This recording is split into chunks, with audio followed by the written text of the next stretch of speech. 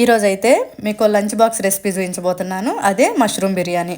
ఇది ఎలా చేసుకోవాలో చూద్దాం. దీనికోసం 2 కప్పుల రైస్ అయితే కడిగి అరగంట పాటు నానబెట్టుకున్నాను.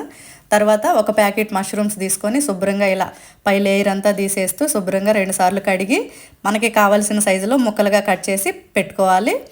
స్టవ్ ఆన్ చేసుకొని కుక్కర్ పెట్టేసుకొని 3 టేబుల్ స్పూన్ల ఆయిల్ వేసుకొని తర్వాత ఇంట్లో ఉన్న మసాలాలన్నీ వేసేసుకొని అవి కొంచెం వేగిన తర్వాత ఉల్లిపాయ, పచ్చిమిర్చి, అల్లం వెల్లుల్లి పేస్ట్ వేసుకోవాలి. అవి కూడా వేగిన తర్వాత ఒక టమోటా కట్ చేసి వేసుకోవాలి. తర్వాత కొద్దిగా పసుపు, మనం కట్ చేసి పెట్టుకున్న మష్రూమ్ ముక్కలు, ఉప్పు, కారం, ధనియాల పొడి, కొత్తిమీర, పుదీనా అన్నీ వేసి కలుపుకున్న తర్వాత మనం నానబెట్టుకున్న బియ్యాన్ని కూడా వేసేసుకొని గరం మసాలా పౌడర్ కొద్దిగా వేసేసుకొని 1 కప్పు రైస్కి 2 కప్పులు వాటర్ పోసుకోవాలి. నేనైతే 4 కప్పులు వాటర్ పోసాను. 2 కప్పుల రైస్ కదా. రుచికి సరిపడా ఉప్పు వేసేసుకొని కుక్కర్ మూత పెట్టేసి హై ఫ్లేమ్ మీద 3 విజిల్స్ రానివ్వాలి. తర్వాత స్టవ్ ఆఫ్ చేసుకొని ప్రెజర్ అంతా పోయిన తర్వాత ఇలా కలిపేసి లంచ్ బాక్స్లోకి పెట్టుకోవటమేనండి.